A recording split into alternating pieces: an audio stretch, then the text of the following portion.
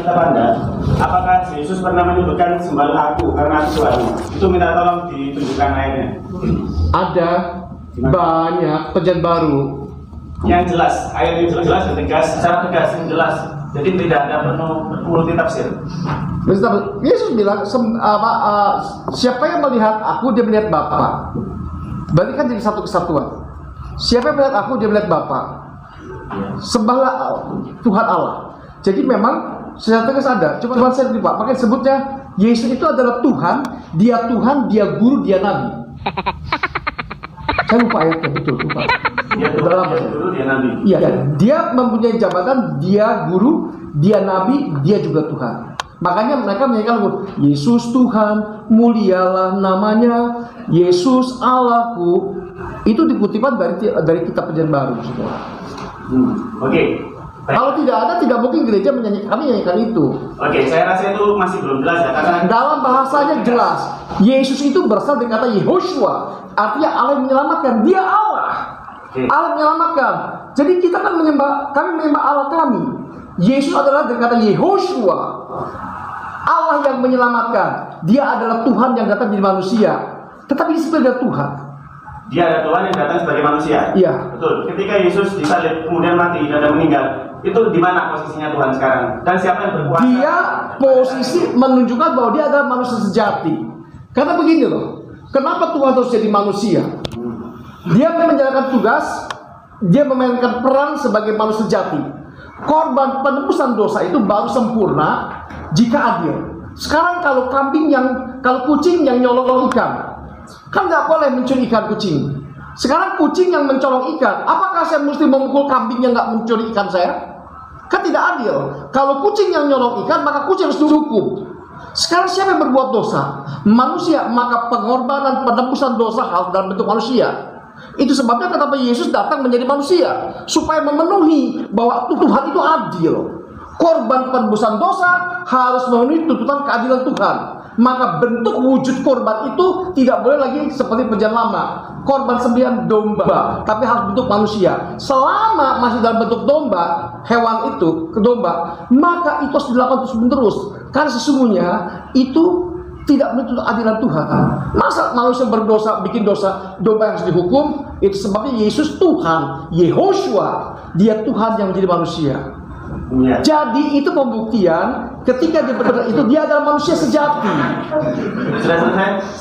Sudah selesai. Lanjut sekali lagi. Saya tidak menanyakan kenapa Tuhan berubah menjadi manusia atas nama Yesus atau seperti itu ya. Yang saya tanyakan, ketika Yesus disalib dan mati, siapa yang menguasai dunia ini? Apakah dunia tidak ada yang mengatur? Nah, apakah ada bangsa yang bisa mengatur? Apakah Anda bisa memahami pikiran Tuhan? Nah sekarang Tuhan kok mati? Saya mau tanya, Anda kuliah jurusan apa? Gimana? Anda kuliah jurusan apa? Udah perlu tahu itu. Sekarang contoh begini, anak SD kelas 1 ya. Bisa nggak dia mengerjakan hukum diferensial matematik di SMA? Tidak bisa. Karena nggak nyampe ilmunya. Sama, manusia punya keterbatasan. Bagaimana mungkin kita bisa memahami yang tidak terbatas sebenarnya kita terbatas? Bagaimana kita bisa memahami tanah liat? Apakah tanah liat bisa bertanya, kenapa aku dijadikan piring seperti ini? Nggak bisa, dia hanya nurut saja. Kita punya batasan-batasan berpikir. Itu sebabnya dalam filsafat, dan saya juga tidak bisa memahami bagaimana Tuhan bisa mati. Iya. Dan menciptakan semuanya. Karena kita terbatas. Karena Tuhan terbatas. Pada peristiwa Yesus mati, Yesus dalam keadaan manusia. Iya, yang saya tanyakan itu bagaimana dia mengatur dunia ini ketika Tuhan aja tidak ada dan dia sendiri sebagai manusia mati. Bahwasanya dia tidak bisa menyelamatkan dia sendiri. Bagaimana dia mau menyelamatkan umatnya? Dia bisa menyelamatkan diri sendiri. Caranya, proses karena harus berjalan, harus ada yang mati dulu. Bukti apa? Dia bangkit dari kubur, berarti bisa menyelamatkan sendiri. Yesus bangkit dari kubur itu menunjukkan bahwa dia memang bisa membuktikan dia hidup, dia abadi, dia kekal. Kalau Yesus tidak bangkit, maka jelas dia tidak bisa menolong diri sendiri. Dia harus rela mati disalib. Seharusnya manusia yang berdosa yang dihukum. Dia rela mati disalib supaya memenuhi tuntutan keadilan Tuhan. Sudah, silakan Mas. Mendengar penjelasan Bapak Pendeta tadi, Lupa ayat dari saya berpikir bahwa kenapa kok Tuhan menyiksa dirinya untuk mengampuni hamba-hambanya? Kenapa kok begitu ribet? Padahal dia Tuhan. Untuk apa sampai menyakiti dirinya? Untuk ini saya kena biar Anda diampuni ya, biar kamu saya ampuni ya. Duduk semakin udah terampuni. Itu terlalu ribet. Tuhan itu maha kuasa, maha pengampun, mudah seharusnya untuk mengampuni gitu. Dan Bapak kok rela anaknya itu harus jadi korban. Kalau saya punya anak saya berkorban untuk orang lain, saya nggak mau. Ya. Dan yang satu lagi ada pertanyaan dari Ustaz Songgo. Kenapa? Lalu ketika Tuhan itu mati, siapa yang mencabut nyawanya? Kok tega mencabut nyawa Tuhan? Masuk akal. Tuhan itu dibangkitkan atau membangkitkan nanti bakalannya. Kenapa Yesus harus datang menjadi manusia? Kenapa sampai dia mati? Ya tadi itu dari pertama. Tapi dirinya untuk mengampuni. Ya. Tuhan maha kuasa. Dia tidak menyakiti dirinya. Dia tidak menyakiti dirinya. Dia menggantikan manusia yang seharusnya manusia disalib. Harusnya kita dihukum seperti saya bilang tadi itu. Kucing yang nyolong ikan, masakah domba yang harus dihukum? Jika Yesus benar-benar dipersiapkan untuk penebusan dosa, mengapa Yesus gemetar dan takut mati seperti tertulis dalam Matius pasal 26 ayat 38-39, lalu katanya kepada mereka, hatiku sangat sedih, seperti mau mati rasanya.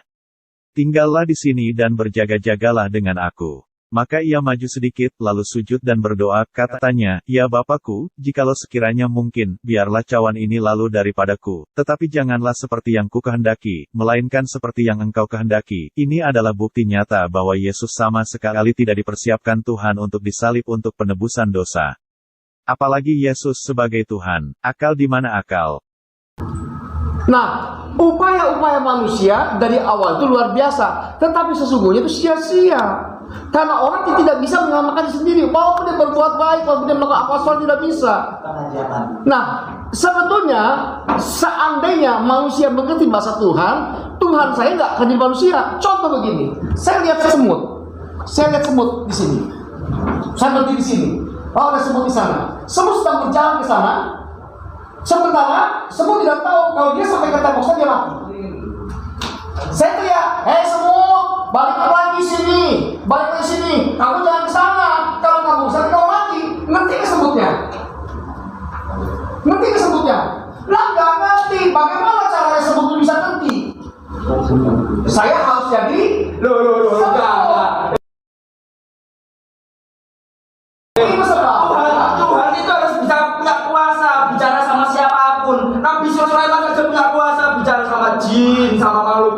Kalau makhluk semut bisa bicara. Tuhan kok harus jadi manusia untuk bicara sama? Ya nggak apa-apa. Nggak apa-apa. Tidak valid.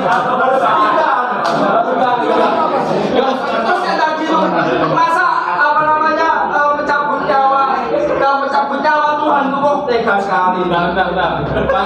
Mas belakang, silakan tadi pertanyaannya. Simpen yang belakang.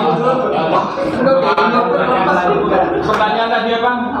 Iya. Tadi kan nggak dilanjutkan salib, kemudian mati, kemudian dia bisa bangkit lagi. Dia itu bangkit atau dibangkitkan? dia dibangkitkan. Nah, Tuhan masih dibangkitkan. Siapa yang membangkitkan? Kan berarti ada lebih kuasa dari Tuhan yang membangkitkan Tuhan tersebut. Wah, Ya, Yesus mati dalam keadaan manusia. Dia